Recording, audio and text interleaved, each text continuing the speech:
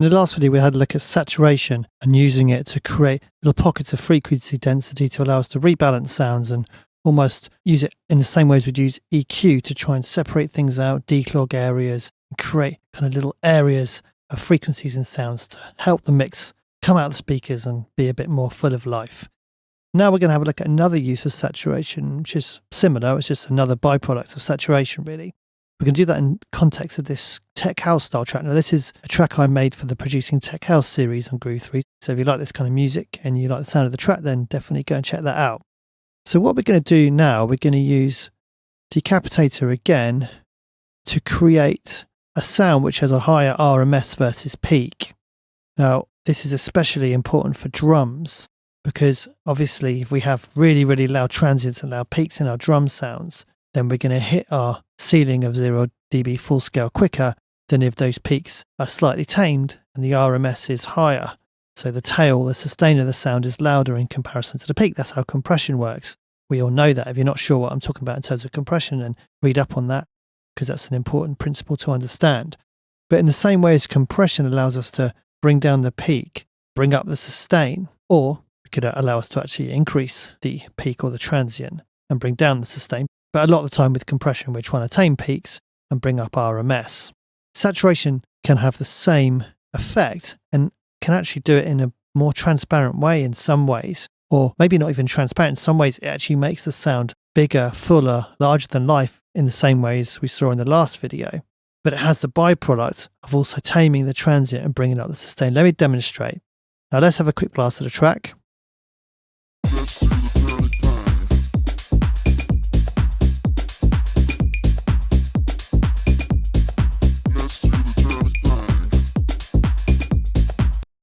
So let's have a look at this clap sound. So I'm going to bring in Decapitator.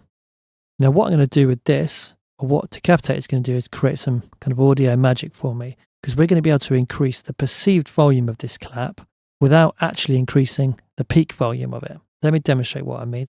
So I'll just dial in some parameters. I'm going to put the punish mode on, so this is going to be quite extreme overdrive. Let's cut it a little bit, increase a bit of the brightness. Because it's a clap sound, we want that to come through a little bit. Now I'm going to mix this in parallel. I'm going to keep the output quite low.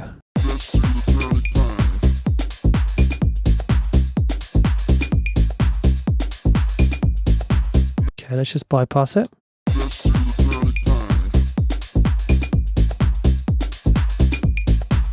Okay, so let's have a look at our peak level here.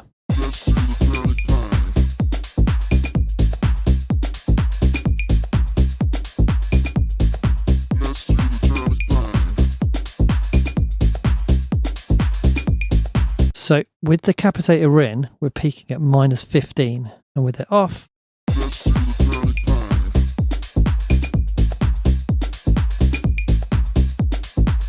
we're peaking at -13 once again.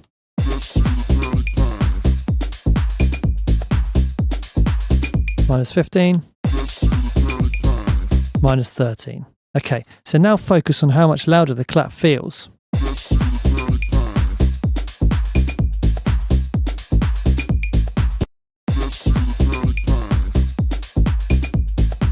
So that means to say that this clap sound is now, in terms of peak level, 2 decibels quieter than it was. But in terms of perceived level, it's far, far louder. So we could actually kind of bring this down even further.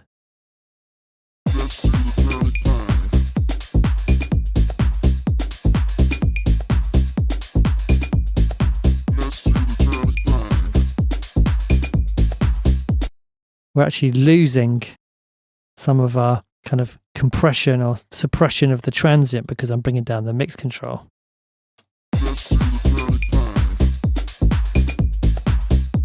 Now we're even higher, -16. So it's 3 dB quieter, but obviously much louder in terms of perceived level. Now this is an extreme setting, so I don't have to have the punish on.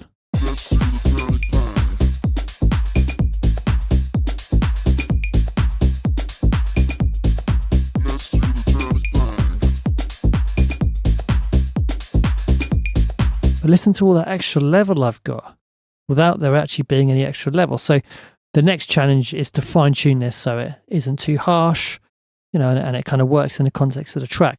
Now, it's good to do this in parallel a lot of the time because that means you can maintain the transient as it is. So what you're really doing is just dialing in a load of extra sustain energy, which allows the track to come through more in the mix. So that's just a fantastic demonstration of that.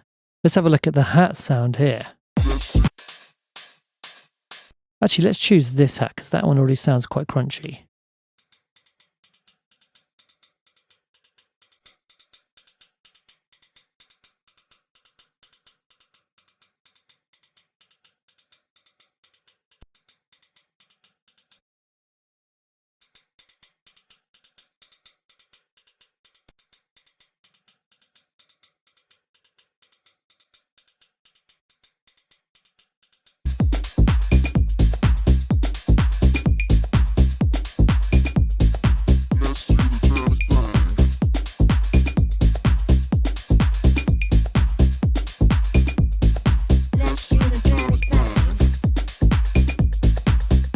So you can hear, again, that hat is coming out of the mix so much more, but there's no real change in level. I think it was slightly louder, maybe a dB, but if I actually gain match that or volume match that exactly, then I'm sure you'll find, again, we'll be saving ourselves peak energy.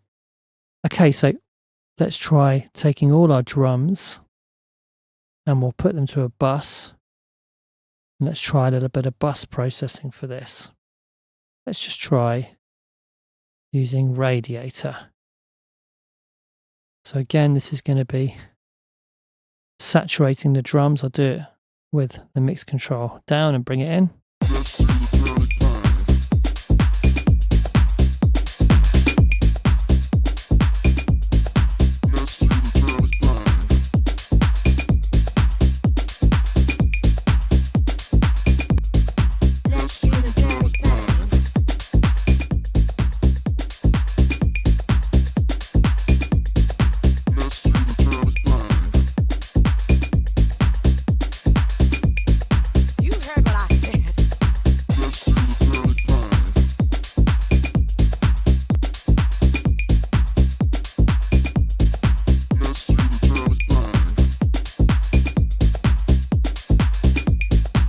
So we're going in a little bit louder, but listen to all that extra volume we're getting out.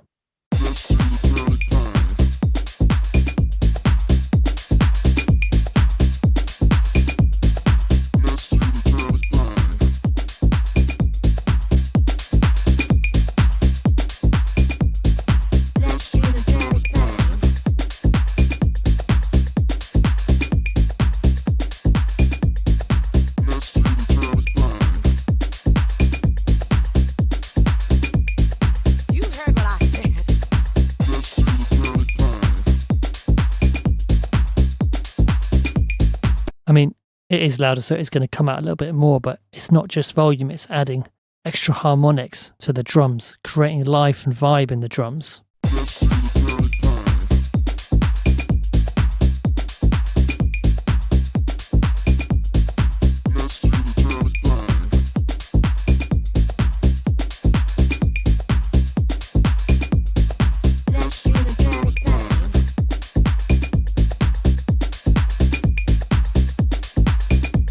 Because I've EQ'd this, again, taking out a little bit of bass and boosting slightly the treble, I'm kind of tilting the drums or tilting the radiator output, which we're mixing in to be favouring the high frequency slightly. So it's kind of bringing out and decluttering again that low mid area, helping kind of the bass sit a little bit better because the drums are being taken away from there a little bit.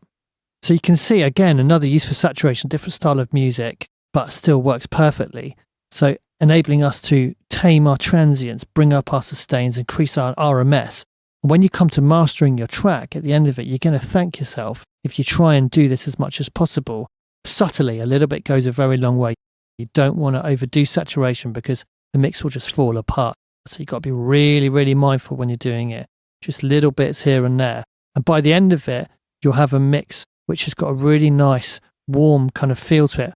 And I don't mean that in a kind of negative way. If you're looking for a bright kind of punchy mix, that's fine. But it's going to have that kind of density to it that you get with analog emulations and saturation. And this is why when digital first came in the kind of 80s and 90s, all the engineers hated it because they didn't get anything back from it. It was just a true representation of sound. Whereas when we had analog gear before that, and obviously now we're still using analog gear now, these plugin emulations, they bring in extra harmonics just from the kind of degradation of the signal. It's the limitation of the equipment itself. But actually our ear likes the fact that it brings in these slight kind of imperfections to the sound. And that's what saturation is. So what we're trying to do is inject a little bit of that principle using these plugins to create extra harmonics, tame transients, create nice big fat waveforms. And as I said, when it comes to mastering, it's a far easier job than trying to limit the hell out of everything at the end, because you've got all these crazy transients and a very low RMS. Okay, so that's saturation.